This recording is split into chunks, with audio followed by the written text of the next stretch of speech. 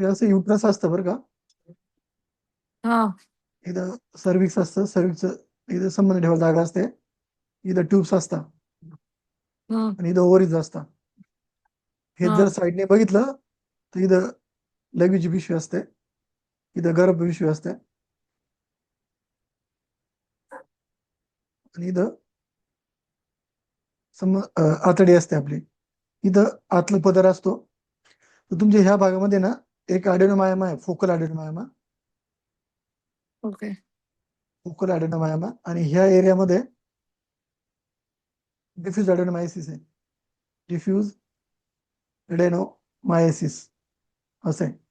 तर जो focal disease असतो ना, तर त्याला सर्जरी करून याला काढून टाकावं लागतं ह्या एरियाला. आणि जे डिफ्यूज असतं ना ओके. याला मायक्रोवेव्ह अब्लेशन करावं लागतं. ओके. फोकल साठी सर्जरी करावी लागते. ॲडेनोमायमेक्टमी म्हणतात त्याला. आणि जे डिफ्यूज टाईप असतं ना त्याला मायक्रोवेव्ह अब्लेशन करावं लागतं. ओके. प्रायमरी दिन आहे ना, आतमध्ये काय ॲडिजन असेल तर ते रिलीज करावं लागेल असले तर. ओके.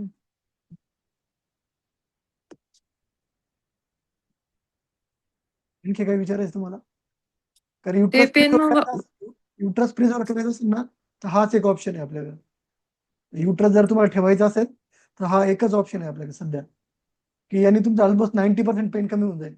90-90 100% नाही होणार. 100% तर प्रत्येक पेशंटला राहतं ना पेन. हा. मुलीला विचारलं कोण ते प्रत्येकाला थोडं का होईना पेन होतच पाळीमध्ये. नाही नाही, प्रॉब्लेमचं नाही म्हणत आहे मी, इतर वेळेस. ते पूर्ण बंद होऊन जाईल. हा, मला आणि माझे पिरियड्स पण मिस झालेले आहेत, म्हणजे येत नाहीये. पीटी केली का तुम्ही? हो, नाही, निगेटिव्ह आहे. मग काय ते हार्मोनच्या डिस्टर्बन्समुळे झालं असेल. त्याला क्रायना वगैरे टॅबलेट घेतलं, पिरियड येऊन जातं त्याने. असं आहे. काही वेट गेन ओके. वगैरे झालेलं आहे का तुमचं? आता सध्या स्टेरॉइड्स चालू होते याच्यासाठी, क्रोन्ससाठी. ओके. तर झालेत. मग त्याच्यामुळेच ते हार्मोन्स डिस्टर्ब झाले असणार आहे. आणि मग ते वजायनामध्ये का बरं दुखतं मग, बॅक आणि वजायनामध्ये? असं नाही, ते तर आता एकदा क्लिनिकली चेक केल्यावर कळलं आता. असं आहे. कारण की ते रेडिएट होतंय ना पेन माझं. तर एकदा ना तुम्ही इकडे येऊन जा, मला एकदा क्लिनिकली बघून द्या.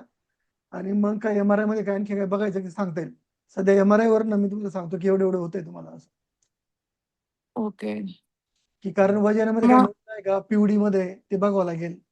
तर तिथं जर काही अडीजन असतील पीयूडी मध्ये की एंडोमेट्रियोसिस असेल काही, तर त्यांनी पण पेन होऊ शकतं ते. असं आहे. हा, मला तिथे कारण ते वजायना चालू चालू देत नाही मला. हा. त्रास होतो. एकदा तुम्ही येऊन दाखवू शकता की इकडं. कधीची अपॉइंटमेंट भेटेल? तुम्ही उद्या परवा शनिवारपर्यंत कधी पण येऊ शकता 12-2 मध्ये. अच्छा, उद्या ठीक आहे, चालेल. हा. तुम्ही एकदा 12-2 मध्ये येऊन जा, मी क्लिनिकल एकदा बघून घेतो की पोस्टर फॉरेनिक जो असतो वजनाचा अप्पर पार्ट, त्याच्यामध्ये काही लिजन आहे का ते बघून घेऊया आपण. आणि क्लिनिकली मला एकदा ओके. सांगा कुठं कुठं दुखतंय, त्यानुसार मग परत मी रोहित सरांना एकदा रिपोर्टिंग करायला होतो आणि मग परत एकदा ओके. करूया आपण. अच्छा, ठीक आहे, चालेल. अजून काही टेस्ट लागतील का? नाही नाही, काही नाही सध्या, काही नाही, फक्त क्लिनिकल एक्झामिनेशन लागेल सध्या. आणि ओके. MRI परत रिपीट काय रिडिंग करायचं असेल तर ते करता येईल. आणि जस्ट मी तुम्ही ओके. क्लिनिकल यायला येशाल, मी सांगेल काय टेस्ट करायचे आहेत का.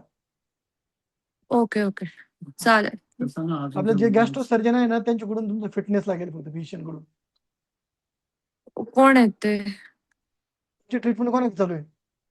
मला देशमुख सरांची चालू आहे. हा, मग त्यांचं एक फिटनेस लागेल आणि एक मेडिसिनचं फिटनेस लागेल. अच्छा, ठीक आहे. हा. चालेल. तर तुम्ही ओके. कुणाल सरांचा नंबर आहे, त्यांच्याकडून त्यांना फोन हो. करून येऊन जा मग तुम्ही. हा. हो. हो. आता जे चालेल. MRI आहेत ना त्याच्यावर एवढं करायचं आहे की हा मागचा ॲडेनोमायम आहे तो काढायचा आहे. पुढचं जे डिफ्यूज ओके. आहे त्याला मायक्रोवेव्ह ॲब्लेशन म्हणून हे असतं. ते कृणाल सर तुम्हाला व्हिडिओ पाठवून देतील मायक्रोवेव्ह ॲब्लेशन काय असतं ते. तर ते ओके. करावं लागेल आणि एकदा क्लिनिकली बघितलं की मग सांगेल आणखी MRI केल्यानंतर आणखी काही आहे का फायंडिंग. ओके. चालेल.